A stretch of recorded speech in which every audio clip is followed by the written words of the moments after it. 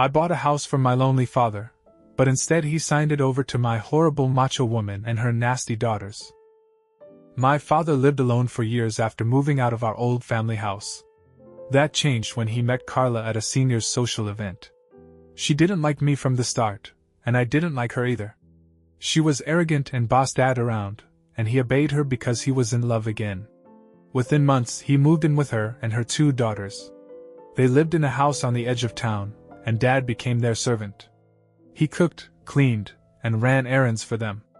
I told him more than once that Carla was bad for him, but he wouldn't listen. He said no one else would love him, and he had nowhere else to go. The old family house was sold long ago, and he acted like Carla's place was his only option. After Dad moved in with Carla, he stopped talking about his old life.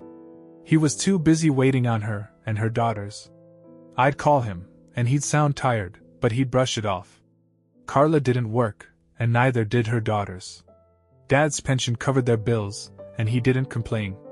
I kept telling him she was using him, but he'd just say he was happy.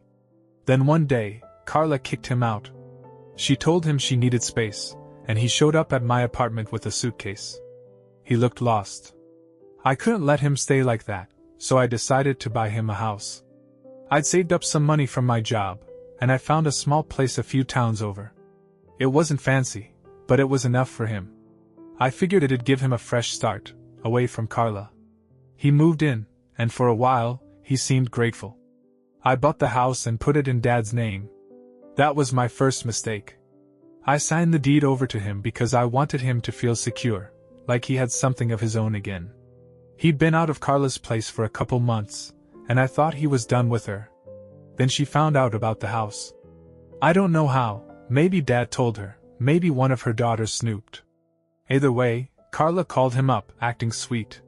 She said she missed him and wanted him back. Dad fell for it.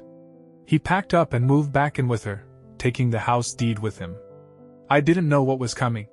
Carla even started being nice to me when I'd visit, which should have been a red flag. She'd smile and ask how I was doing, but I could tell it was fake. Dad was back with Carla for a few weeks when she started pushing him about the house. She'd say her daughters needed stability, that they deserved a place of their own. Dad didn't tell me any of this, he just did what she asked. One day, I found out he'd signed the house over to one of her daughters, Lisa. Carla had convinced him it was a good idea, a gift for her family. I only learned about it because I checked the county records after Dad mentioned Lisa was settling in somewhere new. The house I'd bought for him was gone, just like that. I confronted him, and he admitted it. He said Carla begged him for weeks, and he didn't want to lose her again. I couldn't believe he'd give away something I worked so hard for, but he didn't see it that way. After Dad signed the house over to Lisa, Carla didn't stick around long. She stayed with him for maybe a month before she kicked him out again. She said the same thing as before, needed space, didn't want him around. Dad showed up at my place again, suitcase in hand. Lisa was already living in the house I'd bought, and Carla's other daughter was crashing there too. Dad had nothing left. He told me he didn't know what to do, that he still loved Carla. I was furious. I'd given him a chance to start over, and he handed it to the people who treated him like garbage. I told him he'd screwed up, and he just sat there, quiet. Carla didn't even call to check on him. She got what she wanted, and now she was done with him again. I wasn't going to let this go. That house was mine, I'd paid for it, and Carla's daughter had no right to it. I hired a lawyer and started looking into how to get it back. The lawyer said it'd be tough since Dad had legally signed it over, but there might be a chance if we could prove he was manipulated. I dug up everything I could, texts from Dad about how Carla pressured him, bank statements showing I'd paid for the house. Lisa was living there full-time now, and Carla was back to ignoring Dad.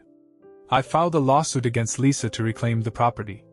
The lawyer warned me it could take months, maybe years, and cost a lot. I didn't care. I wasn't letting them win. Dad didn't say much about it. He just stayed at my place, looking defeated. The lawsuit dragged on. Months passed with no real progress. Lisa's lawyer argued she'd been given the house as a gift, and Dad backed her up in a deposition. He said he'd wanted her to have it, which killed me to hear. My lawyer pushed the angle that Carla had coerced him, But Dad wouldn't admit it on record. Off the record, he'd tell me he felt trapped, that Carla made him do it, but he wouldn't say it in court. I think he still hoped she'd take him back. Meanwhile, Lisa and her sister trashed the house. Neighbors sent me photos of junk piling up in the yard. Legal fees were eating through my savings, and Dad wasn't helping. He just sat around my apartment, waiting for Carla to call. She never did. A year into the lawsuit, I hit a wall. The judge ruled there wasn't enough evidence of coercion. Dad's signature on the deed was legal, and he wouldn't testify against Carla. My lawyer said we could appeal, but it'd cost more, and the odds weren't good. I was out of money and energy. Lisa kept the house, and Carla stayed out of Dad's life. He finally stopped talking about her, but it was too late. The house was gone, and I couldn't fix it. Dad stayed with me, sleeping on my couch, but we barely spoke. I resented him for throwing away what I'd given him, and he knew it. The neighbors stopped sending updates. Lisa was still there, living off whatever she could scrape together. Carla's other daughter moved out, last I heard. The whole thing's over now.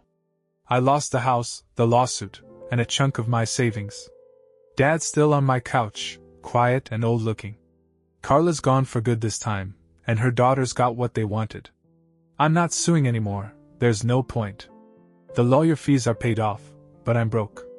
I don't talk to Dad about it. He knows he messed up, but he won't say it. I check the county records sometimes. Lisa's still listed as the owner. The house I bought for Dad is hers now, and there's nothing I can do.